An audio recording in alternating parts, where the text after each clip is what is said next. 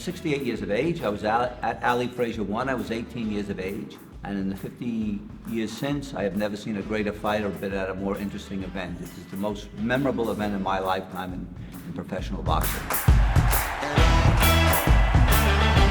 The cheapest ticket was $20 for the upstairs. That's what you'd pay for the program for the fight today, if that. You'd probably pay double. And he said, I get you the ticket, but it's going to cost $35. I said, oh my God, $35? This is a terrible ripoff.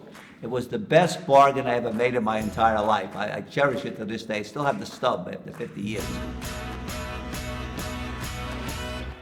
I remember because I was young and you could do anything. And so I was sitting upstairs with binoculars and you sort of angle your way down. So I worked my way down. Every seat was sold. So in the aisles at the Garden, I sat down in the seat and the ushers, for $10 in those days, they looked the other way. So my $35 investment became a $45 investment. And sitting there, it was above the ringside, Aretha Franklin was sitting there. And I recall she had a very, like a hat that was tall. It looked like it wasn't a dunce cap, it was some kind of like a medieval kind of hat you would see in these Renaissance paintings. And a man sitting behind her says, take off that hat. She'd ignored it. Take off that hat. And the guy next to him said, don't you know, that's Aretha Franklin. And he says, I don't give a damn who she is. I paid $100 for this seat. She's going to take off that hat. She didn't take off the hat. In terms of the intensity, probably because of a shorter period of time, but I think with the Ali Frazier was so unprecedented. I think, well, there were two previous times. There was a fighter fought Jim Jeffries, had about 4 fights. He was undefeated. And Sullivan and Corbett. But not since then had he had 2 undefeated heavyweights fighting for the heavyweight championship of the world. It was so unprecedented. And they both claimed, had legitimate claims to the championship.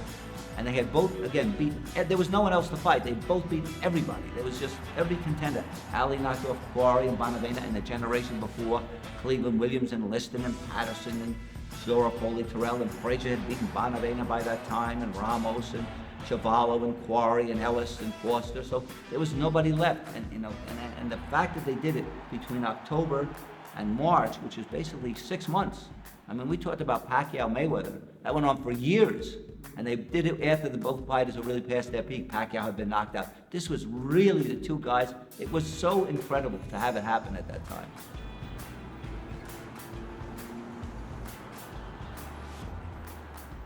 So Frazier, I remember, lost the first 2 rounds.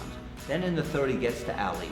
And he starts to build up and he starts to walk in and you can see the momentum of the fight changing. Then sort of the mid-rounds, Ali unleashes on Frazier and starts to, really come back. So it was sort of back and forth kind of a match.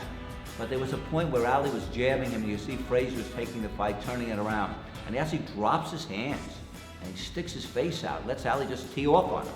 And you saw the results. Frazier's face was bruised and bloody, but it's like, boy, you can't beat me. It's the 13th round where Ali, teed off, and Frazier was hurt, and you could see his face swelling up from the fight. It was a tough fight, but as I said, at that point where he just dropped his hands and said, go ahead, give me the best shot. And just to intimidate him, just incredible. And that 15th round was so incredible. It's like ending the fight started with a question mark and it ended with an exclamation point. And that knockdown with Ali with the tassels in the air and everything else, just phenomenal. And he gets up despite that, and he finishes the fight. But everybody in the arena knew that Frazier won that night, and the vindication for him. It was incredible, just incredible.